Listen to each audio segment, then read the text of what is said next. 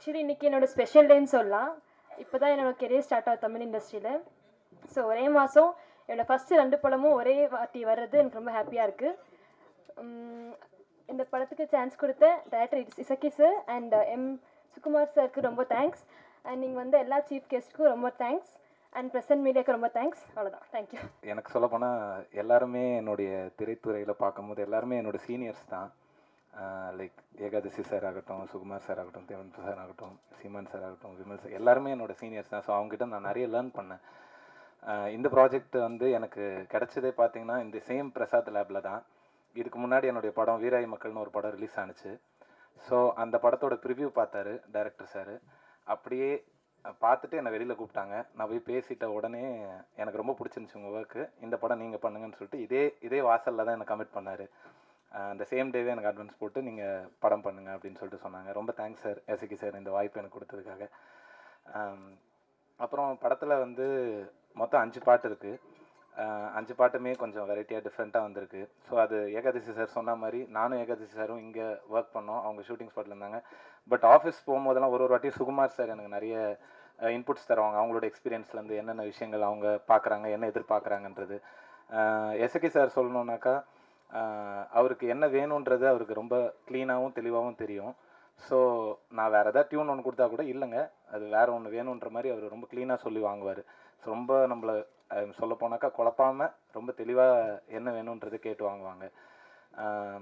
And இந்த படத்தில் எல்லாருமே ரொம்ப ஹார்ட் ஒர்க் பண்ணியிருக்கோம். டெக்னீஷியன்ஸு, ஆக்டர்ஸ் எல்லாமே ரொம்ப நல்லா பர்ஃபார்ம் பண்ணியிருக்காங்க. ரொம்ப தேங்க்ஸ்.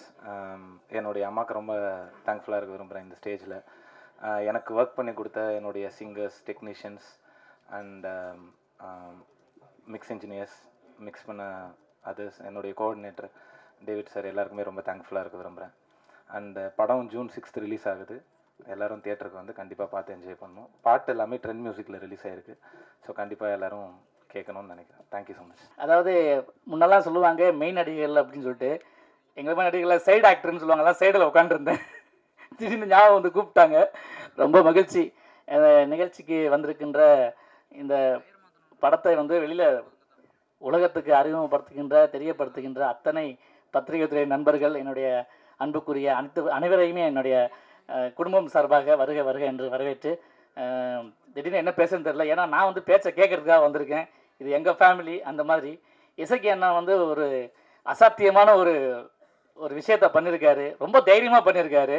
நிறைய சம்பவங்கள் படம் வெளியே வந்தால் நிறைய விஷயங்கள் பேசப்படும். அது என்னென்னு ட்ரைலர் பார்க்கும்போது உங்களுக்கு தெரிஞ்சிருக்கும். அது மட்டும் இல்லை, நாங்கள் இந்த படத்தில் நான் வந்து ஒரு போலீஸ் கேரக்டராக பண்ணியிருக்கேன். ஒரு துப்பறிகிற விஷயத்தில் ரொம்ப டிஃப்ரெண்ட்டாக இருக்கும். அது ரொம்ப என்ன சொன்னோன்னா, ரொம்ப நாள் கழித்து ஒரு கமலஹாசன் சாரோடைய அன்புக்குரிய ஒரு அண்ணன் நம்ம MS பாஸ்கரனோட சேர்ந்து நடிக்கும் போதெல்லாம் ஒரு ஃபாதர் கேரக்டரில் ரொம்ப கலக்கியிருக்காரு. ஒவ்வொரு வசனமும் ரொம்ப அனுபவபூர்வமான, ரொம்ப அசாத்தியமான நல்ல நல்ல டைலாக்லாம் இருக்குது இந்த படத்தில். நிறைய கட்டு கொடுத்து வந்திருக்குது. நிறைய கட்டு சென்சாருக்கு பிறகு தான் அந்த படம் வந்திருக்குது. நான் வந்து எனக்கு ஒரு சந்தோஷமாக ஒரு விஷயம் இருந்துச்சு. அதுக்கப்புறமே என்னை வந்து ரொம்ப கவலைக்குள்ளே செய்த ஒரு விஷயம் ஒன்று இருக்குது. என்னென்னு பார்த்தீங்கன்னா, தக் லைஃப் வர அன்றைக்கி தான் அதை அடுத்த நாள் வந்து நம்ம படமும் வருது பரமேஸ்வரன் பார்த்திமான்னு சொன்னால், நான் வந்து குரூப்பில் என்ன பண்ணேன், அந்த ஃபேஸ்புக்கிலலாம் கமல் வெர்சஸ் விமல் அப்படின்னு சொல்லி போட்டு விட்டேங்க. உடனே உங்களுக்கு நிறைய பேர் தேடிட்டு இருக்காங்க வெளியில். 2 தரப்புலையும் தேடுறாங்க உங்களை அப்படின்னு சொல்லி, ஐயோ நம்ம வேற மானசீக குருவாச்ச கமல் சார் என்னையா அது பேசிக்கிருக்க அப்படின்ட்டு நிறைய அந்த போஸ்டரை போட்டுட்டு எடுக்கலாமா வேண்டாமான்னு 2 நாளெல்லாம் யோசிச்சேன். சரி இருக்கட்டுன்னு விட்டுட்டேன். குரூப்லையும் பார்த்துட்டு நிறைய பேர் கேட்டுட்டு இருந்தாங்க. ஸோ படம் வந்ததுக்கு பிறகும் பேச இருக்கக்கூடிய நிறைய விஷயங்கள் இந்த படத்தில் இருக்குது. அதை பற்றி நிறைய பேர் இங்கே பேசுவாங்க. என்னை மேடையில் அழைத்து என்னை வந்து கௌரவப்படுத்திய என்னோடய குடும்பத்துக்கு நன்றி சொல்லிக்கிறேன். இசக்கி கார்டன் சாருடைய இன்னொரு விஷயம் என்னென்னா, ஒரு ரொம்ப நாள் கழித்து என்னுடைய டிஓபி சார் சுகுமார் சார், சுகுமாரும் இந்த படத்தில் நடிச்சிருக்கேன் சேர்ந்து. அது ரொம்ப சந்தோஷமாக இருந்துச்சு. அதனால் வந்து உண்மையிலேயே அவர் வந்து வெறும் சினிமாட்டோகிராஃபர்னு நினைக்காம நடிப்புலையும் அவர் பட்டையை கிளப்பியிருக்கார் இந்த படத்துலன்னு சொல்லணும். என்னோட சேர்ந்து நடிச்சிருக்க என்னுடைய நண்பர் ஆறுபாலா அவர்களும் இதில் ரொம்ப ரொம்ப நல்லா பண்ணியிருக்காங்க. அதாவது வாய்ப்பு கொடுக்கும்போது தான் அவங்களுடைய இன்னொரு பரிமாணமும் தெரியும். அப்படிப்பட்ட நிறைய விஷயங்களை ரொம்ப தைரியமாக பண்ணியிருக்காரு. நிறைய நடிகர்களுக்கு வாய்ப்பு கொடுத்து நம்ம இசை காரணவர்களுக்கு படக்குழு சார்பாக அவங்களுக்கு நன்றியையும் வந்திருக்கு உங்களுக்கு நன்றியை தெரிவிச்சுக்கிட்டு தேங்க்யூ ஸோ மச். நன்றி, வணக்கம். நன்றி. தமிழ் எங்கே இருக்குது தெரியுமா? எங்கெங்க இருக்கு? இதோ நமது தமிழ் இங்கே அமர்ந்திருக்கிறது. இதை விட இந்த படத்துக்கு வேற பெரிய சிறப்பு எதுவுமே தேவையே இல்லை, வேற வார்த்தையும் இல்லை எனக்கு. எல்லாருக்கும் நன்றி. நானும் சீமான் சார் ஒரு படத்தில் நடிச்சிருக்கோம் இல்லை சார்? நன்றி எல்லாருக்கும், வணக்கம்.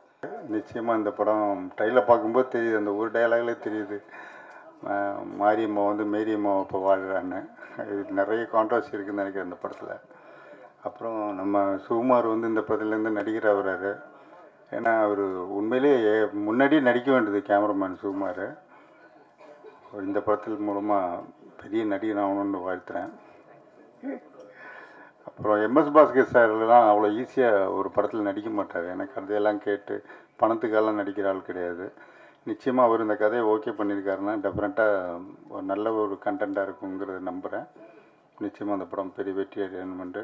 அதுவும் இல்லாமல் விமல் சார், சாயா எல்லாருக்கும் இந்த படம் பெரிய வெற்றி கொடுத்து நல்ல பேரும் புகழும் கொடுக்கும்ட்டு இறைவனை பார்த்து நன்றி, வணக்கம். ஜூன் 6 பரமசிவன் ஃபாத்திமா ரொம்ப சந்தோஷமாக இருக்குது. ஏன்னா கமல் சார் கூட வருது இந்த படம். அது நினைக்கும் போது கொஞ்சம் பயமாகவும் இருக்குது. எனிவே ரொம்பவே சந்தோஷம். அண்ட் இந்த மேடைக்கு ரொம்ப நன்றி. இந்த மேடையில் நான் நிற்கிறதுக்கு முதல் காரணம் என் அம்மாவுக்கு முதல் நன்றி. அண்ட் இந்த படத்தில் ஒர்க் பண்ண எல்லாருக்குமே ரொம்ப பெரிய நன்றி. கார்வனன் சாராக இருக்கட்டும், விமல் சார் கூட என்னோட 2வது படம் இது. Thank you so much. அண்ட் வேறு யாராவது மியூசிக் டைரக்டர், சாரி நான் இவரை பார்த்ததே இல்லை. நாங்கள் வந்து நார்மலாக தான் டெக்ஸ்ட் பண்ணிகிட்டு இருந்தோம். சாங் பயங்கரமாக வந்திருக்கு. இன்றைக்கி இந்த இடத்துல நாயகன் அவர் தான். ஸோ அவருக்கு ஒரு முதல் நன்றி. அண்ட் இந்த படத்தில் ஒர்க் பண்ண டெக்னீஷியன்ஸ் எல்லாத்துக்குமே ரொம்ப நன்றி. சஷ்விதா அண்ட் விஆர்னு சொல்லி பழகிடுச்சு, பட் விமல் ராஜ் வந்திருக்க எல்லாருக்கும் நன்றி. Thank you so much. நானும் விமல் தான். எல்லோரும் விமல் சார்னு சொல்லும் போது இது மாதிரி நல்லா தான் இருந்தது. ஆனால் நான் வந்து விமல் ராஜா. இந்த படம் பண்ணும்போது நிறைய இடத்துல நிறைய கன்ஃபியூஷன் வரும். இந்த விமலா அந்த விமலா, விமல்னு. அப்போ வந்து விமல் அண்ணன் தான் ஒரு நாள் சொன்னார், என்னப்பா ஃபுல் நேம் என்ன, விமல் ராஜா தானே, சரி விஆர்னு வச்சுக்கோன்னாரு. நானே ரொம்ப நாளாக அந்த ஐடியாவில் தான் இருந்தேன். சரி ஒரு எம்ஜிஆர் எஸ்டிஆர் அந்த வகையில் நம்மளும் விஆர்னு ஒரு என்ட்ரி கொடுக்கலான்னு நானே வச்சுக்கிறது கொஞ்சம் கூச்சமாக இருந்தது. விமல் அண்ணன் அதை வச்சு கொடுத்ததும் சரி இதான் நமக்கான சான்ஸு அப்படின்னு வச்சுக்கிட்டேன். அதே மாதிரி நான் வந்து ரொம்ப இயர்ஸ் முன்னாடி சைல்டு ஆர்டிஸ்ட்டாக என்ட்ரி ஆனேன். அப்போ வந்து எம்எஸ் பாஸ்கர் சாருக்கு பையனாக ஒரு கேரக்டரில் பண்ணி தான் ஸ்டார்ட் பண்ணேன். சரி அப்போத்துலேருந்து இந்த விமல்ன்ற பேரை அப்படியே பிடிச்சிக்கலாம் அப்படின்னு நினச்சேன். அப்புறம் அண்ணன் வந்ததுனால இப்போ வந்து விஆர்னு வந்துட்டேன். அப்புறம் இந்த படத்தை பற்றி சொல்லணும்னா, இந்த படத்தில் வந்து நான் சலீம்னு ஒரு கேரக்டர் பண்ணியிருக்கேன். பரமசிவன், ஃபாத்திமா, ஹிந்து, கிறிஸ்டின் இவங்க மத்தியில் சலீம்னு ஒரு முஸ்லீம் கேரக்டர் பண்ணியிருக்கேன். நிறையா கண்டென்ட் இருக்குது, நிறையா செமையாக இருக்கும். நான் முஸ்லீமு, என்னோட பேர் வந்து ஜெனிஃபர்னு, அவங்க வந்து கிறிஸ்டினு. அது மாதிரி எங்கள் 2 பேர் பேர் வந்து வேறு மதம். அதே மாதிரி ஹீரோயினும் வேறு. அது மாதிரி நிறையா கண்டென்ட் இருக்குது. ஒரு மாதிரி பார்க்கும் போது உங்களுக்கு நல்லா கண்டிப்பாக என்டர்டெயின்மெண்ட்டாக இருக்கும். அப்புறமா இங்கே வந்து நான் கண்டிப்பாக சினிமாட்டோகிராஃபர் சார் சுகுமார் சாருக்கு வந்து ஒரு பெரிய தேங்க்ஸ் சொல்லிக்கிறேன். அவர் தான் போன படம் பார்த்துட்டு இந்த படத்தில் நம்ம பண்ண சொல்லி கூப்பிட்டாரு. அப்புறம் சைல்டு ஆர்டிஸ்ட்டாக இருக்கும் போதுலேருந்தே எனக்கு சப்போர்ட் பண்ணிட்டுருக்க நம்ம அசோசியேட் டைரக்டர் அண்ணன் தளபதி அண்ணன், அவர் எங்கே இருக்காருன்னு தெரில, அவருக்கு ஒரு தேங்க்ஸ்.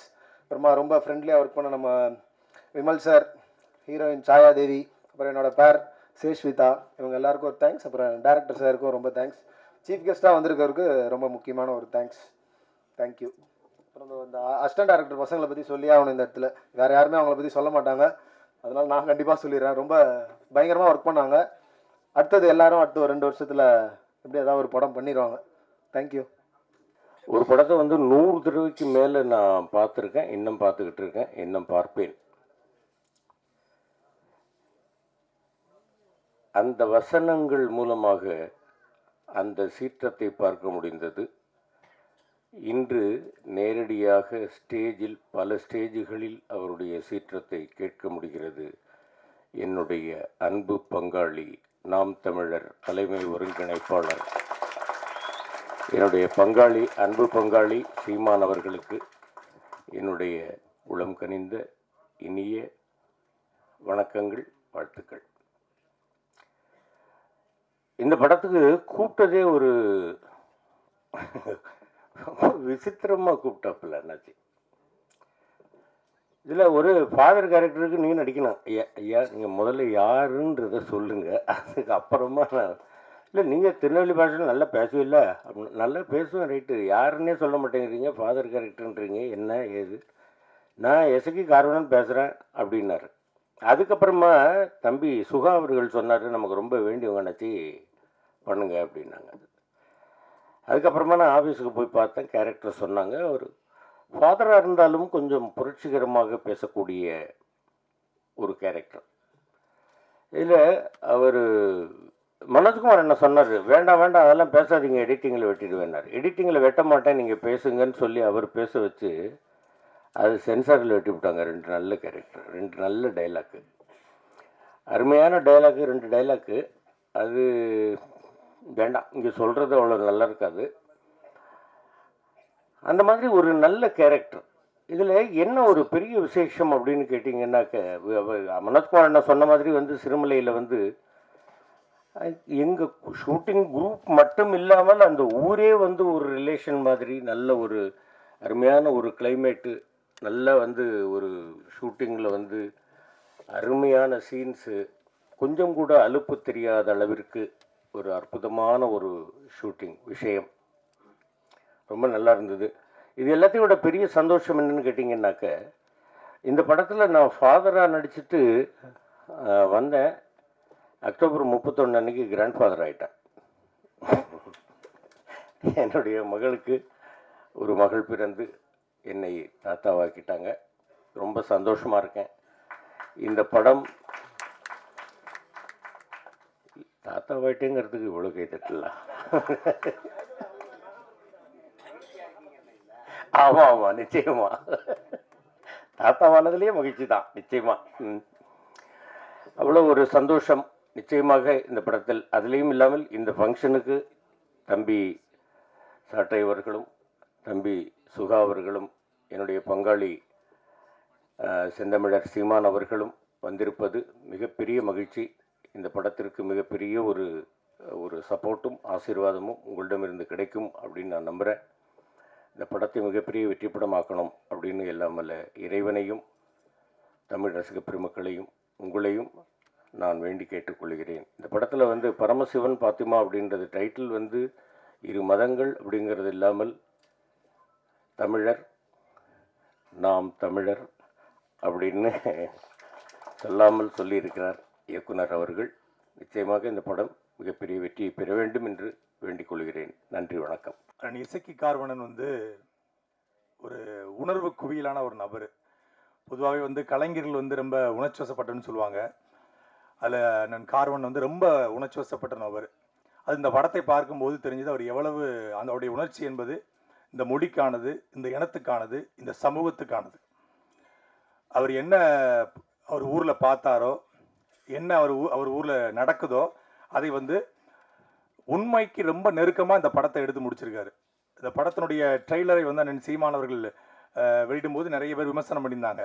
படத்தினுடைய ட்ரெய்லரில் ஒரு சமூகத்துக்கு, குறிப்பிட்ட மதத்துக்கு எதிரானது மாதிரி இருக்குது, இது மதம் மாற்றத்துக்கு எதிரான படம் மாதிரி இருக்குது, அதனால் கிறிஸ்தவர்கள் இந்த படத்தை எதிர்ப்பாங்க, அப்புறம் அதே போல் இஸ்லாமியர்கள் இந்த படத்தை எதிர்ப்பாங்க, படத்தில் இஸ்லாமிய தொப்பி வச்சுட்டு ஒரு கோவிலில் ஆடுற மாதிரியான காட்சிகள்லாம் இருக்குது அப்படின்னு சொல்லி நிறைய விமர்சனங்கள் எழுந்தது. அப்போ அண்ணன் கூட என்கிட்ட கேட்டாங்க, படம் பார்த்தியாடா, படம் எப்படிடா எடுத்திருக்கான் அப்படின்னாரு. அன்றைக்கு அண்ணா தரையில் பேசியதை தம்பிகள் திரையில் எடுத்தார்கள். இன்றைக்கு அண்ணன் தரையில் பேசியதை தம்பி திரையில் எடுத்திருக்கார். அவ்வளவுதான். நான் அண்ணன் சீமானவர்கள் பேசுகிற அரசியல் பல்வேறு படங்கள்ல மறைமுகமாக எடுக்க போட அண்ணன் சீமானவர்களுக்கு கிரெடிட் கூட கொடுக்க மாட்டாங்க. வசனங்கள் அண்ணன் சீமானவர்கள் மேடையில் பேசின வசனமா இருக்கும், அதை பேசி அவங்க கைத்தட்டி வாங்கிட்டு போயிடுவாங்க, அதுக்கப்புறம் அதை மறந்து போயிடுவாங்க, கடந்து போவாங்க. ஆனா அண்ணன் அவர்கள் பேசுகிற அரசியலை ஒரு திரைமொழியாக மாற்றி அதற்குள்ள எங்க நீ போனாலும் உன்னுடைய வேரை மறக்க கூடாது அப்படிங்கிறத அந்த படம் சொல்ல வருகிற செய்தி. வையத்துள் வாழ்வாங்க வாழ்பவன் வானுரையில் தெய்வத்துள் வைக்கப்படும் அப்படின்னு சொல்லி வள்ளுவர் சொல்றாரு. நம்ம அண்ணன் சீமான் சொல்லுவாங்க, நேற்று வரைக்கும் பெரிய பாடா, செத்து போயிட்டா மாலை போட்டு கும்புறோம் சாமியா மாறிறாரு. அதே போல தான் நமக்கு முத்துராமலிங்க தேவர் நம்ம கண்ணுக்கு முன்னாடி வாழ்ந்த ஒரு சாமி. அதே போல தான் நம்ம தாத்தா இம்மானுவேல் சேகரனார் கண்ணுக்கு முன்னாடி வாழ்ந்த ஒரு சாமி. அப்படித்தான் நம்ம தாத்தா காமராஜர் கண்ணுக்கு முன்னாடி வாழ்ந்த சாமி அப்படின்னு சொல்லி சீமானவர்கள் மேடையில் பேசுவாங்க. அப்படி இந்த படத்துல குலசாமிகள் எப்படி உருவாக்கப்படுது, எப்படி இசக்கியம்ம, மாரியம்ம, பேச்சியம்ம, கருப்பசாமி இதெல்லாம் எப்படி உருவாக்கப்பட்டுச்சு அப்படிங்கிறத அவர் ஊர்ல பார்த்த கதைகளோடு ஒப்பிட்டு ஒரு திரைக்கதையை உருவாக்கி அண்ணன் கார்வண்ணன் வந்து ஒரு ஆகச்சிறந்த படைப்பை கொடுத்திருக்காரு. தமிழ் குடிமகன் அப்படிங்கிற ஒரு படத்தின் மூலமாக வேறொரு அரசியலை பேசினாரு. அதே திருநெல்வேலி பக்கத்துல நம்ம எல்லாரும் வந்து ஒடுக்கப்பட்ட மக்களுக்கான படம், ஒடுக்கப்பட்ட மக்களுக்கான படம்னு சொல்றோம். அது குறிப்பா ஒரு குறிப்பிட்ட சமூகத்துக்கான படத்தை தான் ஒடுக்கப்பட்ட மக்களுக்கான படம்னு சொல்றோம். ஆனா தமிழ் சமூகத்துல ஒடுக்கப்பட்ட சமூகத்திலேயே, அதாவது பிற்படுத்தப்பட்ட சமூகத்திலேயே நிறைய சமூகங்கள் வந்து புறக்கணிக்கப்படுது. அப்படியே ஒரு புதிரை வண்ணார் அப்படிங்கிற ஒரு சமூகம் யாருமே இது வரைக்கும் வந்து பேசல. அதை வந்து அண்ணன் இசக்கி கார்வண்ணன் தன் ஊர்ல பார்த்ததை அந்த சமூகம் எப்படி புறக்கணிக்கப்படுது அப்படிங்கிறத படத்துல வந்து காட்சிப்படுத்த தமிழ் குடிமகன் இன்னைக்கு ஓடிடி தளத்துல அந்த படம் வந்து மிகப்பெரிய வரவேற்பை பெற்றிருக்கிறது. அண்ணன் சீமான் அவர்கள் சமீபத்துல ஒரு பெரிய அரசியலை உடைச்சி எறிஞ்சார். கிட்டத்தட்ட 50 ஆண்டு காலமாக தமிழ் சமூகத்துல பெரிய பலூன் போல ஊதிய பெரிதாக்கப்பட்ட பிம்பத்தை உடைச்சி எறிஞ்சாரு. அண்ணன் சீமான் அவர்கள் உடைச்சி எறிஞ்ச பிம்பத்தை தமிழ் குடிமகன் படத்துல அண்ணன் இசக்கி கார்வண்ணன் உடைச்சி எறிஞ்சார். ஒரே வேவ்லெங்த். ஏன்னா ஹரிராமகிருஷ்ணன் அப்படிங்கிற பேரை மாற்றி கார்வண்ணன் பேர் வச்சது அண்ணன் சீமான் தான். அவர் அண்ணன் சீமானுடைய தம்பி, எங்களுடைய அண்ணன்கள் அவரும் ஒருத்தர். அதனால இந்த படைப்பு சோரம் போகாது. அது தம்பியின் படைப்பு, தம்பிகளின் தம்பியுடைய படைப்பு. அதனால இந்த படைப்பு சோரம் போகாது. இந்த படத்துல ஆகச்சிறந்த இசையை வந்து தீபன் சக்கரவர்த்தி கொடுத்துருக்காங்க. இறுதி பாடல் நம்ம பார்த்தோம். நம்ம படம் முழுக்க பார்க்கும்போது ரொம்ப ஒரு உணர்ச்சி வசப்பட்ட பாடல், ஒரு ருத்ர தாண்டவம்னு சொல்லுவாங்க, சிவதாண்டவம். அதை கண்ணு முன்னாடி பார்த்த மாதிரி இருந்துச்சு. எல்லா பாடலுமே சிறப்பாக வந்திருக்கு. விமல் அவர்களும் சரி ஒரு மிகச்சிறப்பான ஒரு நடிப்பை கொடுத்துருக்காங்க. அவங்க தமிழ் சமூகத்தில் ஒரு புறக்கணிக்க முடியாத நடிகராக இந்த படத்தின் மூலமாக சத்தியமாக வருவார். அதேபோல் படத்தில் நடிச்சிருக்க ஒவ்வொருத்தருக்கும் என்னுடைய வாழ்த்துக்கள். அண்ணன் இசக்கி கார்வனுடைய இந்த படைப்பு வெல்ல என்னுடைய வாழ்த்துக்கள். நன்றி, வணக்கம். இது நம்ம வாழ்வியல் சார்ந்த கதை தான். எப்பவுமே ஏன்னா நம்ம இந்த நம்மளை சுற்றி என்ன நடக்குதோ அதுதான் நம்ம கதையாக எடுப்போம். உங்களுக்கு எல்லாருக்கும் தெரியும், என்ன பத்திரிகையாளர்கள் ஒரு பெரிய ரைட்டரு, திரைக்கதை ஆசிரியர், இயக்குனர், எல்லாருமே பத்திரிகையாளங்க தான், உங்களுக்கு தெரியும். அதே மாதிரி என்னை சுற்றி நடந்த சம்பவங்கள் தான் கோர்வையாக அந்த கதை. ஏன்னா நான் வந்து சின்ன வயசில் இருக்கும்போது என் கூட விளாண்டுக்கிட்டு இருந்த முருகேசன், கட்டஸ்கி, தமிழ்ச்செல்வன், தமிழ்ச்செல்வி, முத்துசாமி இவங்கெல்லாம் திடீர்னு காணாமல் போயிட்டாங்க. எங்கடா போனாங்க, என்னடா ஆச்சுன்னு அப்படின்னு திடீர்னு பார்த்தா வேற ஒரு பேரில் இருக்காங்க. அந்த பேரை நம்ம திரையில் வச்சுருக்குறோம்.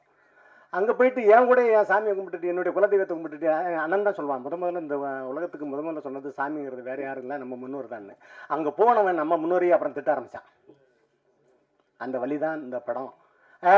ஆனால் இது ஒரு மத படமானா கிடையாது, இது ஒரு பேய் படம் தான், ஒரு ஹாரர் மூவி. இது ஒரு ஹாரர் மூவி. இந்த படத்துக்கு இன்னைக்கு கதாநாயகர்கள் பார்த்திங்கன்னா பாடலாசிரியர்களும் இசையமைப்பாளரும். இந்த பாடலாசிரியர் வந்து நமக்கு வந்து நிறைய பேருக்கு தெரியாமல் இருக்குதுன்னு நான் நினைக்கிறேன். ஏன்னா எனக்கே தெரியாமல் தான் இருந்தது. ஏன்னா ஒரு பாடலை அசாத்தியமான ஒரு பாடல் இருந்தார்.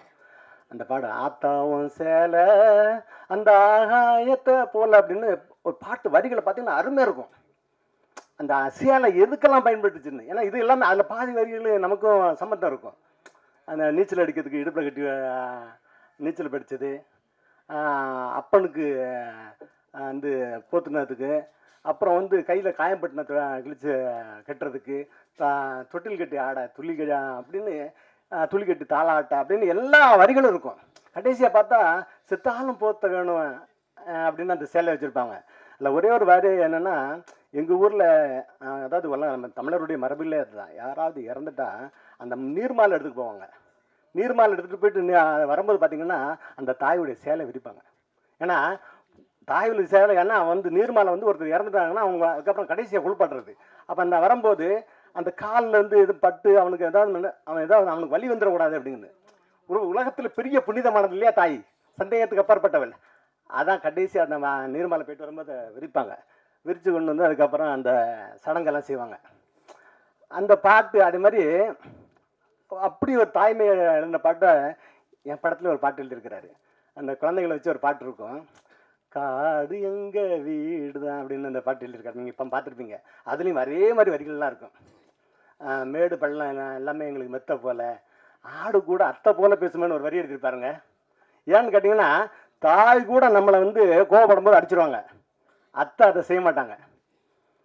ஏன்னா எனக்கு அது ரொம்ப அந்த வரி பாதிச்சிச்சு. ஏன்னா எனக்கு ஒரு அத்தை இருந்தாங்க, அவங்க வந்து பார்த்திங்கன்னா அவங்க பிள்ளைங்கள்லாம் பாம்பேக்கு போயிட்டாங்க. பாம்பே போனதுக்கப்புறம் எங்களுக்கு வயதான காலத்தில் அவங்கள கூட்டிகிட்டு போயிட்டாங்க. கூட்டிகிட்டு போனால் அவங்களுக்கு இந்த இறக்குற தருவாய் வரும்போது எனக்கு ஊருக்கு போய் அவனுங்கிறாங்க, ஊரில் உங்களுக்கு யார் இருக்கிறா பார்க்கறதுக்கு அப்படின்னு சொல்லும்போது என் தம்பி பசங்க இருக்கிறாங்க அப்படின்னு சொல்லியிருக்காங்க. நான் நிஜமாகவே உணர்ச்சி பட்டு அழுதேன். போய் அவங்கள போய் பாம்பேயில் போய் ஃப்ளைட்டில் கொண்டு வந்தோம். அது மாதிரி அந்த அத்தையோடைய பாசத்தை அந்த பாட்டில் ஒரே வரியில் சொல்லியிருப்பார், ஆடு போல் பாசம் காட்டும், அந்த அத்தை போல் பாசம் காட்டும் ஆடு அப்படின்னு. அதே மாதிரி நிறைய வரிகள் அந்த அந்த பாட்டில் நிறைய இருக்குது. நீங்கள் பார்த்தீங்க, மிகப்பெரிய உண்மையில் எனக்கு ரொம்ப பிடிச்சிருந்து அவரை எனக்கு அறிமுகப்படுத்தின ஒரு கேமராமேன் சுகுமார் அவர்கள். ஏகாதசின்னு சொன்னேன் நான் சரின்ட்டேன். ஆனால் அவர் இந்த ஒத்த பாடல் அதே மாதிரி அந்த பாட்டை பார்த்தீங்கன்னா எங்கள் ஊர் திருவிடையான் அவர்கள் பார்த்தீங்கன்னா அந்த தபலை வாசிச்சே படிச்சிருப்பார். பிரமாதமாக இருக்கும். அந்த அண்ணன் பாடுற அண்ணன் அந்த பாட்டை ஃபுல்லாக பாடி காட்டுவார். நம்ம அது அண்ணனுக்கு தான் அது வந்து வரும். அடுத்து பார்த்திங்கன்னா இந்த பாட்டில் இந்த படத்தில் மிகப்பெரிய ரோல் வந்து இசையமைப்பாளர் தீபன் சக்கரவர்த்தி அவர்கள். நான் வந்து அந்த வீராய் மக்கள்னு ஒரு படம் பார்த்தேன், பாட்டு கேட்டேன். கேட்ட உடனே நான் பார்க்கணும், அவர் தான் நமக்கு படத்துக்கு இசையமைக்கணும் அப்படின்னு சொன்னார். அதே மாதிரி அதுக்கு தகுந்த மாதிரி அவர் இசை பிரமாதப்படுத்திருக்காரு. அதில் பின்னாடி இசை மிரட்டிருப்பார். ஏன்னா இது ஆர்ஆர் மூவி இல்லையா, அது இசை தானே பெரிய விஷயமா இருக்கும், அதை அவர் மிரட்டி இருப்பார். அதே மாதிரி அடுத்தது நம்ம சொல்ல வேண்டியது கேமராமேனுக்கு பார்த்தீங்கன்னா இந்த அவர் தரையில் படம் இருக்கிறத விட மலையை பார்த்துட்டாருன்னா மலையில பரப்பார். அப்படியே அவர் படங்கள்லாம் பார்த்தீங்கன்னா மைனா, கும்கி எல்லாமே மலை சார்ந்து தான் அவருக்கு ரொம்ப அல்வா சாப்பிட்ற மாதிரி பிரமாதப்படுத்திருப்பார். அங்கே ட்ரோன்ஸ் பறக்கவே இல்லை, இவர் பறந்துருப்பார். எனக்கு வந்து அவ்வளோ பெரிய காட்சி. ஏன்னா அண்ணன் வந்து அந்த ட்ரெய்லர் பார்த்துட்டு சொல்லியிருக்காரு, யார் கேமரா அப்படின்னு கேட்டிருக்காரு. அண்ணன் சீமன் அந்த சாட்டை வந்து அவருக்கு அந்த ட்ரெய்லர் காட்டும்போது சொல்லியிருக்காரு. அந்த அளவுக்கு பிரமாதப்படுத்திருக்காரு. அடுத்தது இந்த படத்துடைய ஹீரோ விமலை வேலை வாங்குற மாதிரி வேறு எந்த ஹீரோவும் வேலை வாங்க முடியுமான்னு எனக்கு தெரியலை. நம்ம நிறைய ஹீரோ வச்சு படம் எடுக்கலை. ஏன்னா அந்த சில விஷயங்கள் நம்ம சொல்லும்போது இந்த களவாணியில் சொல்லுவார்ல, அந்த பொண்ணுகிட்ட வந்து அந்த நீ கட்டிக்க மாட்டேன்னு சொல்லுவேன், நெல் மட்டும் வேணுமான்னு அந்த வாயிலே பேசுவார். அப்படிம்பார். அதே மாதிரி நம்ம கதை சொன்ன நம்ம டைலாக் சொன்ன இதானே அப்படிம்பார். ரொம்ப பிரமாதமான ஒரு கலைஞரை வந்து விமல். அடுத்து சாயாதேவி அவங்க வந்து அவங்களும் வந்து அழைக்காம அந்த அண்ணனுக்கும் தங்கச்சி அவங்க அண்ணனா கேமராமேன் சுகுமார் இதில் நடிச்சிருப்பார். நம்ம தங்கையை அவர் நடிச்சிருப்பார். போட்டு அடிச்சிருப்பாங்க. அடியெல்லாம் சண்டைலாம் போடும்போது பார்த்தீங்கன்னா நானும் சில நேரம் பயந்துவேன். ஏன்னா அதான் அந்த பொண்ணு இவர் கையை தான் பிடிச்சானா காணும், கழுத்தை பிடிச்சிட்டு ஓடி சுற்றி ரூம்லாம் அடிச்சு எனக்கு ரொம்ப பயமாக இருந்தது. எங்கே இருக்கார். அதே மாதிரி எனக்கு அடுத்த ஜோடி வேர் அண்ட் சேஸ்விதா ரொம்ப அந்த படத்துக்கு எனக்கு சப்போர்ட்டிங்காக இருந்தார். அந்த மிரட்டிருப்பாப்பில் ஒவ்வொரு இந்த பாட்டில் கூட பார்த்தீங்க, அவங்க இங்கே நின்று மிரட்டுவாங்க அந்த படத்தில். அவங்க ரொம்ப பிரமாதப்பட்டிருந்தாங்க. அடுத்தால கூல் சுரேஷ். நான் தான் கூல் சுரேஷ்கிட்ட சொன்னேன், கூல் சுரேஷ் நீங்கள் தரையில் நடிக்காதீங்க, நீங்கள் திரையில் அடிங்க, நீங்கள் உங்களுக்கு நல்லா நடிப்பு வருது, நீங்கள் கோமடி மாதிரி இது மாதிரிலாம் பண்ணாதீங்க அப்படிம்பேன். இப்போ கூட நம்ம இந்த சத்தியமாக நான் அந்த விஷம் போட்டு வரவிடான்னு தான் சொல்லியிருந்தேன். அவர் வந்துட்டார். ஏன்னா அவரை பிறவி குணம் மாதிரி அது சிலலாம் அவர் கூட வந்துட்டான்னு தெரியல, தடுக்க முடியல. ஆனால் உண்மையில ஒரு பிரமாதம் நடிகன். படத்தில் அந்த நீங்கள் பார்த்தீங்கன்னா தெரியும், அருமையாக நடிச்சிருப்பார். அடுத்தது எடிட்டர் புவன். அதில் பார்த்தீங்கன்னா இந்த படத்தில் காட்சி ஒவ்வொரு காட்சியும் அடுத்தடுத்த இந்த விசாரணை காட்சியெல்லாம் அருமையாக பண்ணியிருப்பாப்புல. நம்ம எடுத்துன்னு கொடுத்துட்டோம், அதை கட் பண்ணி அந்த ஷார்ட்டை அங்கே போட்டு இது இங்கே போட்டு இந்த சீன் அங்கே போட்டு அப்படி இது என்ன பண்ணலாம் அப்படின்னு பண்ணும்போது அவர் கட் பண்ணி இருங்க ஒரு நிமிஷம் இருங்க அப்படின்னு அவர் கட் பண்ணி அந்த சீனை கொண்டு வருவார். பிரமாதமாக செஞ்சிருந்தார். மிக முக்கியமான கதாபாத்திரம் பார்த்தீங்கன்னா எங்கள் ஃபாதர் எங்கள் ஃபாதர் வந்து எம்எஸ் பாஸ்கர் சார் நடிச்சிருந்தாலும் அது உண்மையிலே ஆஸ்வால்ட்டுன்னு நான் பள்ளிக்கூடத்தில் படிக்கும்போது எனக்கு ஃபாதராக இருந்தவர் ஆஸ்வால்ட். அவரே மாதிரி தான் இருப்பார். நான் அந்த ஃபோட்டோ கூட அவருக்கு அனுப்பியிருந்தேன். எங்கள் ஃபாதரை தான் அவர் ஆஸ்வால்ட்டு, அவர் ஆஸ்வால்ட்டாகவே வாழ்ந்துருப்பார். அந்த படத்தில் மிகப்பெரிய போன் அது வந்து அது நம்ம யாருமே மறுக்க முடியாது. அதுக்குனால எனக்கு அவருக்கும் சில பிரச்சனைகள் வரலாமா அப்படின்னு கூட எல்லோரும் சொன்னாங்க. அதெல்லாம் வராது. ஏன்னா நம்ம கடைசியாக என்ன சொல்கிறோன்னா, இந்த மண் சார்ந்து, இந்த மண்ணுடைய அடையாளம் சார்ந்து, இந்த மண்ணுடைய இனம் சார்ந்து தான் வாழ சொல்கிறோம் தவிர வேறு எதுவுமே நம்ம சொல்லலை. ஏன்னா இந்த மாதிரி வாழும்போது தான் இது மனிதனுக்கு மனிதன் பிரச்சனை வராது அப்படிங்கிறது நம்ம அதை சொல்லியிருக்கோம். அதனால் அதை அவர் பிரமாதமாக நடிச்சிருப்பார். என்கிட்ட அது இந்த சுகுமார் கூட ஒரு டைலாக்லாம் பார்த்தீங்கன்னா அசால்ட்டாக அடிச்சுட்டு போயிடுவார். ஃபாதர் உங்களுக்கு திருநெல்வேலி தானே அப்படிம்பாரு. ஆமாம் அதுக்கு என்ன இப்போ அப்படிம்பாரு. எப்படி கண்டுபிடிச்சேன் பார்த்தீங்களா அப்படின்னு காதல் சுகுமார் கேட்பாப்புல. எப்படி கண்டுபிடிச்ச? ஃபாதர் திருநெல்வேலி தான் பாசைக்கும் ஃபாதருக்கும் ஃபேமஸான ஒரு ஆச்சுல்ல அப்படிம்பாரு. அசால்ட்டாக ரொம்ப அசால்ட்டாக பண்ணிட்டு போயிடுவார். எனக்கு உண்மையிலே எனக்கு ரொம்ப ஏன்னா எம்எஸ் பாஸ்கர் சார் தான் நடித்தால் மட்டுமல்ல தன்னை முதல்ல வந்து எல்லாரையும் நிற்க வச்சு அவங்களெல்லாம் நடிச்சு காட்ட சொல்லுவார். அதனால் உண்மையில் பிரமாதமான ஒரு நடிகர். அதை நம்ம சொல்ல வேண்டியதில்லை.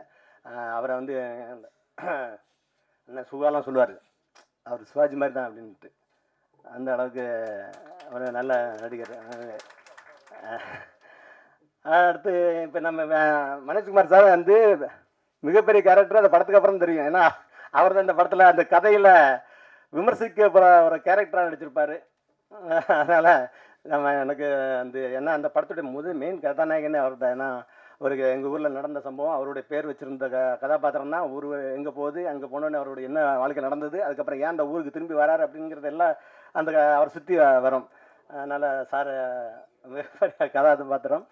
அடுத்தது இந்த விழாக்கு எனக்கு வருகை இந்த ஆதிரா இருக்கிறாங்க. ஆதிராலாம் ஐயோ கோவிசர்லாம் மிஞ்சிருவாங்க அவர் கட்டத்தில். ஐயோ என்ன ஃபெலிக்ஸ் வந்துட்டானே அப்படின்னு குதிப்பாங்க. பிரமாதமாக அவங்களுடைய நடிப்பு. அடுத்தது இந்த விழா சிறப்பிக்க வந்து நான் அண்ணன் தேனப்ப சார் அவர்களை அடிக்கடி எல்லா படத்துக்கு அவரை கூப்பிடுவேன். அது ஏதோ ஒரு காரணத்தினால தவிர்த்து தள்ளி போயிட்டு இருந்தது. இதில் விழாவுக்கு வந்துட்டோம். இந்த இடத்துல இங்கே படத்துலையும் நான் அண்ணன் கூட ஏன்னா அண்ணன் ஒரு பிரமாதம் நடிகர். நம்ம அதை பயன்படுத்தாமல் விட்டோம்னு வருத்தம் உண்டு. மாதிரி அண்ணன் சுகா பற்றி உங்களுக்கு சொல்கிறதில்ல. ஏன்னா சுகா மாதிரி ஒரு வாழ்க்கையில் மனிதன் யாருக்கும் கிடைக்க மாட்டாங்க. ஏன்னா ஒருத்தனுக்கு அப்பா நல்லா அமைஞ்சா குரு நல்லா அமைய மாட்டான், குரு நல்லா அமைஞ்சா அப்பா அமைய மாட்டான்ல. அண்ணனுக்கு ரெண்டுமே கடல், தமிழ் கடல். அண்ணன் ஐயா எங்கள் ஐயா நெல்லை கண்ணன் அவர்களுடைய தமிழ் கடலுடைய அவர் மகன். அதே மாதிரி அவருடைய குருநாதர் பார்த்திங்கன்னா பாலுமேந்திர ஐயா சார். அதனால் அவர் இந்த விழாவுக்கு வந்து அவருக்கு நன்றி, இயக்குனர் அவங்களுக்கு நன்றி. அடுத்து மெயின் வந்து எல்லாத்தையும் பேசிட்டு போனாலும் எங்கள் அண்ணனை பற்றி, ஏன்னா ஹீரோ சொல்லியாச்சு, இப்போ நிஜ ஹீரோ அண்ணன் சீமான். ஏன்னா நான் வந்து 2010 நினைக்கிறேன், 2010 முத்துக்குமாருடைய ஜோதியை வந்து கன்னியாகுமரியில் வந்து கொடுத்து விட எங்கள் ஐயா நல்லகன் பெறாட்டு நிகழ்ச்சி. கன்னியாகுமரியில் பார்த்தீங்கன்னா சத்தியமாக சொல்கிறேன் ஒரு ஆள் கிடையாது. ஏன்னா அந்த கடை வச்சிருக்க புறாமே மலையாளி. நாங்கள் 4 பேர் தான் நிற்கிறோம், யாருமே இல்லை. ஆனால் அண்ணன் வந்து 1.5 மணி நேரம் பேசினார். ஏன்னா தேவை இருந்தது. அதனால் அது வந்து இன்னைக்கு பார்த்தீங்கன்னா லட்சக்கணக்கான பேர் கூடுறான். அப்போ என்னென்னா தேவை இருந்தது. சினிமாவது தான் அசாத்தியமானது. அதாவது நீங்கள்லாம் வந்து அந்த காமெடியை நினைக்கிறதெல்லாம் சாத்தியப்படுத்துறதா சினிமா. இப்போ ஒன்றும் இல்லை, நம்ம இப்போ யோகேஷ் கனகராஜ் படம்லாம் பார்த்தீங்கன்னா அந்த பக்கம் 4 பேர் கத்தி எடுத்து குத்திருப்பான், இந்த பக்கம் கடப்பாறை எடுத்து குத்திருப்பான். ஆனால் அந்த பக்கம் ஒருத்தன் பார்த்தீங்கன்னா அதுக்கப்புறம் துப்பாக்கி எடுத்து சுட்டுருப்பான். ஆனாலும் அதுக்கு அப்புறம் தாண்டி போயிட்டு நின்று பீரங்கி எடுத்து சுடுவாப்பில். ஏன்னா அங்கே வந்து தேவை இருக்கும். ஏன்னா இந்த ட்ரக்ஸ் மாஃபியா இருப்பாங்கல்ல, அவனை அடிக்கணும்னு. ஆனால் அவருக்கு கற்பனை கெட்டாத விஷயம்தான். ஆனால் அவனை கொல்லணுமா எதிரியே அப்படின்னு இருக்கும் இல்லையா. ஏன்னா அதுக்கப்புறம் அதே மாதிரி அவர் இந்த கத்தி படத்தெல்லாம் பார்த்துருப்பாரு. அதெல்லாம் சாத்தியமே இருக்காது. ஒரு லாரியில் போட்டு அவ்வளோ வரும், அதில் உயிரோட போனாலே நம்ம அவ்வளோ தூரம் பயணிக்க முடியாது. லாரியில் போட்டு அத்தனை ஆஃபீஸரில் போட்டு கொண்டு போகல. ஏன்னா அங்கே வந்து பார்த்தீங்கன்னா போய் ஆகணும், ஸ்டேஷனில் போய் அங்கே ஐயா வாங்க காப்பாற்றுங்க பார்ப்பான். அவனுக்கு அங்கே தேவை இருந்தது. அதே மாதிரி அவர் ஒரு மகன் அங்கேருந்து எங்கள் அப்பா வருவார்னு தேடிட்டு இருக்கோம். இப்படி ஒரு தேவை இருக்கும்போது சாத்தியப்படாதெல்லாம் நம்ம வந்து செய்யணும் அப்படின்னு ஒரு தோணும். அதுதான் அண்ணா செஞ்சாப்புல. ஏன்னா நீங்கள் உங்களுக்கு தெரிஞ்சிருக்கும், உங்கள் பத்திரிகையாளர் தான், வந்து நான் சொல்ல வேண்டியதில்லை. இருந்தாலும் எம்ஜிஆருடைய படம் பார்த்தீங்கன்னா அவங்களுக்கு தெரியும். ஹீரோனி குளத்தில் குளிச்சுட்டு இருப்பாப்புல. குளிச்சுட்டு இருக்கும்போது கேமரா சுற்றி காட்டிடுவா, காடாக இருக்கும், யாரும் இருக்க மாட்டாங்க. ஆனால் வில்லன் வந்து அவரை வந்து அந்த அம்மாவை கெடுக்கிறதுக்கு ஆரம்பிச்சோடனே எங்கே இருக்கும்னு தெரியாது, விழுது ஆலம்பரத்தை விழுத்து பிடிச்சி நேராக வந்து காப்பாற்றுவார். ஏன்னா அப்போ உடனே மக்கள் அது கேட்கல. அது வந்து ஏன் கேட்கலன்னா அது அங்கே தேவைப்பட்டது. அதே மாதிரி தான் இந்த எங்கேயாவது இந்த கத்தி சண்டை எம்ஜிஆர் கத்தி சண்டை போடும்போது திரையில கத்தி வந்து கீழே வந்துருது. வில்லங்களை போகும்போது எம்ஜிஆர் கையில் வந்து கத்தி கீழே வந்துருது. உடனே இங்கேருந்து தரையில இருந்து ஒருத்தன் கத்தி தூக்கி போட்டிருக்கான். இது நகைச்சுவையாக தெரியும். ஆனால் அங்கே என்னன்னுது அவனுக்கு தேவைப்படுது, இவனால அதை செய்ய முடியும்னு நம்ம அவன் கத்தி எடுத்து போடுறான். ஆனால் அதுக்கப்புறம் நிறைய பேர் சினிமா போகும்போது கத்தியை கொண்டு போடுறான்னு சொல்லிட்டாங்க. ஏன்னா எம்ஜிஆர் கையிலேருந்து அந்த படம் இல்லை, எந்த படத்தில் பண்ணாங்க கத்தி கிளம்பி நான் கத்தி கொடுக்கணும் அப்படின்னு. ஏன்னா இந்த கத்திங்கிறது என்னன்னா அவன் தன் பாதுகாப்புக்கு வச்சது, அவன் தன் பாதுகாப்புக்கு வச்ச கத்தியை அவன் எடுத்து எம்ஜிஆர் அங்கே வீசுறான், திரையா இருந்தாலும். அதே மாதிரி இந்த நான் இந்த கத்தி எடுத்து வீசினேன் யாருக்காங்கன்னா சீமான் அண்ணனுக்காக. எல்லாரும் சுற்றி இருக்கலாம் சொல்லுவான், என்னடா கிணத்தனமா இருக்குது, அவன் பேசுறதெல்லாம் வந்து நம்புற மாதிரியா இருக்குது, இதெல்லாம் சாத்தியமாடா பண்ணும், இதெல்லாம் ஆகுமாடா, இதெல்லாம் நடக்குமாடா அப்படின்னு பேசுவான். ஆனா நான் எல்லாருக்கும் சொல்லுவேன், இங்க ஒண்ணு தேவை இருக்குது, இங்க தமிழ் தேசியம் ஒண்ணு தேவை இருக்குது, அதுக்கு வேற எவனுமே இல்ல, சீமான் தான் இருக்கிறாப்புல, சீமான் தான் இருக்காப்புல நான் எல்லாத்தையும் சொல்லுவேன். யாருமே அப்பெல்லாம் கேட்கல. அதாவது இப்பவும் சொல்றான், நிறைய அரசியல்வாதிலாம் சொல்றான், இல்லை என்னடா இதை எப்படி பேசிட்டே இருக்காப்புல, எப்படி பேசிட்டே இருக்காப்புல. ஆனா மக்களுக்கு தெரியுது இவன் தேவை அப்படின்னு. அதனாலதான் இன்னைக்கு கிட்டத்தட்ட 40 லட்சம் வாக்கு வாங்கினாப்புல அண்ணன். அதே மாதிரி இப்போ இன்னும் அண்ணன் இன்னொரு நான் படத்துல அதான் பேசியிருக்கேன். என்ன படத்துலன்னா கடைசி அங்கதான் கொண்டு வரேன். இன்னொரு 40 லட்சம் வாக்கு இருக்குது. அது எங்கன்னா அந்த வாக்கு ஏன் வராம இருக்குன்னா மக்கள் அந்த 40 லட்சம் பேர் போடுறதுக்கு இருக்கான். அவனை வந்து யார் தடுத்துட்டு இருக்கான்னா அது நான் அந்த ஒரு சபை அப்படின்னு சபையில இருந்து ஐயா அவனை போட்டக்கூடாது, அவனை போட்டுறாதீங்க, பிஜேபி வந்துடும், பிஜேபி வந்துடும்பா. அதே மாதிரி ஜமாத்துல இருந்து போட்டீங்கன்னா பிஜேபி வந்துடும், பிஜேபி வந்துடும் சொல்லி அந்த 40 லட்சம் வாக்கை விடாம வச்சுட்டு இருக்காங்க, தடுத்துட்டு இருக்காங்க. ஆனா இந்த அண்ணன் ஒரு ஆள் தாங்க இந்த 2 வித விஷயம். இஸ்லாமியர்கள் என்ன சொந்தம், இஸ்லாமிய தன்னை என் தம்பி அப்படின்னு சொன்ன ஒரே ஆள் அவர் தான். மற்ற கட்சிகள் எல்லாம் பாத்தீங்கன்னா சிறுபான்மை பிரிவினை வச்சிருப்பான். இவன் தான் சொன்னா பெரும்பான்மை, அவன் பெரும்பான்மை தமிழன் சொன்ன ஒரே ஆள் அவர் தான். அதே மாதிரி சாதிகள்ல பாத்தீங்கன்னா எல்லா கட்சியிலுமே தலித்து பிரிவு, அந்த பிரிவு, இந்த பிரிவுன்னு இருக்கும். அண்ணன் சத்தியமா நானே போய் கத்துக்கிட்டதும் இது பண்ண என்னன்னா அங்க எந்த சாதியா தான் சரி, அண்ணன் தம்பி மாமா மச்சான் சித்தப்ப பிரிப்பன் தான். நான் தமிழர்ல மட்டும்தான் அது, வேற எந்த கட்சியிலும் கிடையாது. ஸோ இங்க என்ன இருக்குது தேவைப்படுது இந்த மாதிரி விஷயங்களை வேற எவனும் செய்ய முடியாது, உலகத்துல யாருமே செய்யல. அப்ப அவன் தேவைப்படுறதுனால ஒருத்தன் வந்து வளர்ந்துகிட்டு இருக்கிறாங்கிறத விட்டுட்டு அவன் என்னன்னா அவன் சீமான் பேசுற அரசியல் எவனும் பேச மாட்டான். எவனும் பேசாம அவனை குறை சொல்றான்னு வெத்தாவளை சொல்லலாம், குறை சொல்றவன்லாம் வேற என்னதான் கிடைக்கும்னு பார்த்து ஒரு மற்ற விஷயங்கள்லாம் பேசு அவரை வந்து வீழ்த்த நினைக்கிறது. ஆனா வீழ்த்த முடியாது. ஏன் தெரியுமா, அவன் பிடிச்சிட்டு இருக்க ஒரு சங்க பிடிச்சிட்டு இருக்க ஆனா யார எதிரி அப்படி சங்க பிடிச்சிட்டு இருக்கா. அவங்கள மாத்தி அவங்கள வந்து வீழ்த்த நினைக்கிறவங்க யாருன்னு பாத்தீங்கன்னா அண்ணா அந்த நான் ஒரு கதையோடு முடிச்சிடுறேன். ஏன்னா இந்த 40 லட்சம் வேற அந்த வாக்குகள் வராமல் இருக்கிறதுக்கு காரணம் என்னன்னு சொல்றேன்னா, எங்க ஊர்ல நான் சின்ன பிள்ளையா இருக்கும்போது 6 மணிக்கு மேலே வெளியே ஊர்ல எல்லாம் சொல்லுவாங்க, 6 மணிக்கு மேலே வெளியே வராதிங்க, 2 கண்ணை வந்துடுவான், 2 கண்ணை வந்து பிடிச்சிட்டு போயிடுவான், 2 கண்ணை வந்து பிடிச்சிட்டு போயிடுவான்னு. சரி அந்த 2 கண்ணை எங்கேருந்து வரான்னா 3 கண்ணில் இருந்து வரான் அப்படின்பான். நாங்களும் பார்த்துட்டு சின்ன வயசுல பயந்துக்கிட்டே இருந்தோம். ஊருக்காரங்க யாரும் ஒரு 6 மணிக்கு மேலே வர மாட்டாங்க. ஆனாலும் அந்த ஊரில் திருட்டு போயிட்டு இருந்தது, களவாண்டு இருந்தாங்க. யாரா கண்டுபிடிக்கலாம் பார்த்தா கடைசியில் பார்த்தா இந்த எவன் 2 கண்ணு வருவான், எவன் 3 கண்ணு வரான்னு எவன் சொன்னானோ அவன் தான் திருடி இருக்கான். அதே மாதிரி இங்கே பிஜேபி வந்துடும் மட்டும் இங்கே திருடிட்டு இருக்காங்க.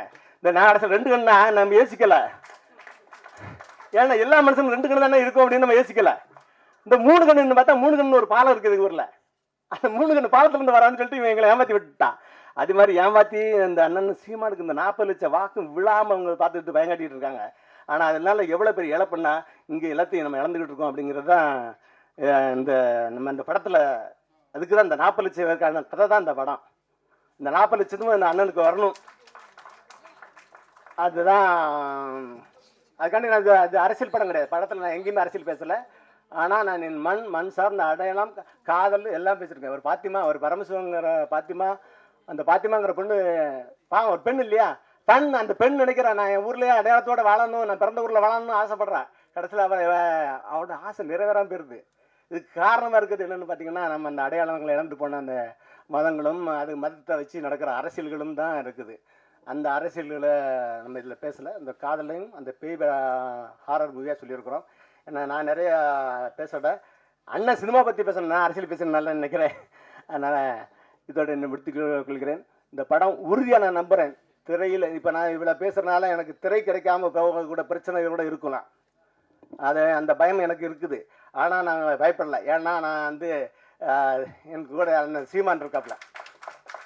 ஏன்னா இதுக்கு முன்னாடி பார்த்தீங்கன்னா நான் எனக்கு வந்து தமிழ் குடிமகன் எனக்கு திரை கிடைக்காம, தேட்டர் கிடைக்காம எனக்கு நிறைய பிரச்சனைகள் இருந்தது. அப்போ அண்ணனோட சின்ன அண்ணன் பின்னா சண்டை இருக்கும், எல்லாமே இருக்கும் இல்லையா, அதில் விலகி இருந்த அந்த நேரம். ஆனால் இப்போ அப்படி இல்லை, அண்ணன் இருக்கிறாப்புல. ஏறி அடியா. ஏன்னா சீமான மாதிரி ஒரு ஆள் ஒன்றும் நம்பிக்கை கொடுக்க எவனுமே கிடையாது உலகத்தில். எதுனாலும் சரி இறங்கி ஆடுறா அப்படின்னு நம்பிக்கை. உங்களுக்கு தேவை என்னது? இப்போ எனக்கு ஒரு மருத்துவமனைக்கு பாருங்க, டாக்டர் மருந்து கொடுக்குறனால என்ன சொல்லுவான், இது சாப்பிடுங்க சரியாயிருன்னு சொல்லுவான்ல. அது சரியாகுதா சரியாகுதான்றது சரியாகணும் அந்த வார்த்தை சொன்ன உடனே அவனுக்கு பாதி நோய் போயிடும். அது மாதிரி நான் இறங்கி ஆடுறா எல்லாம் சரியாகும். ஏன்னா எனக்கு முதல்ல சொன்னது ஏதாவது பெருமையாக நம்ம பேசினா, டேய் நம்மளை பற்றி நாமளே பெருமையாக பேசலாம், எந்த நாயிட நம்மளை சொல்லுவான் அப்படிம்பாரு.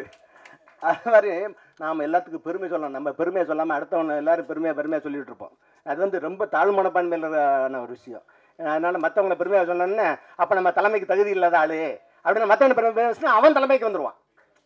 இது எல்லா இடத்துலையுமே, நம்ம வீட்லேயும் சரி எல்லா இடத்துலையுமே சரி, நீங்கள் நமக்கு எவ்வளோ ஸ்ட்ரென்த் இருக்குது, எவ்வளோ அறிவு இருக்குங்கிறது நம்ம வந்து நிரூபிச்சுட்டே இருக்கணும். இல்லைன்னா நம்ம காணாமல் போயிடக்கூட வாய்ப்பு இருக்குது. அதான் நடந்துகிட்டு இருக்கு உலகத்தில். உறுதியாக இந்த படம் வெல்லும்.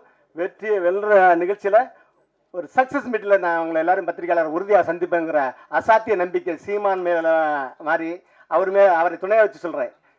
ஏன்னா சாத்தியப்படாதலாம் சாத்தியப்பட்டு அவன் இல்லை சீமான். அதனால் நானும் சொல்கிறேன், உறுதியாக இந்த படம் வெல்லும். அதை நீங்கள் எல்லோரும் என்னை சக்ஸஸ் மீட்டில் சொல்லுவீர்கள். நன்றி, வணக்கம்.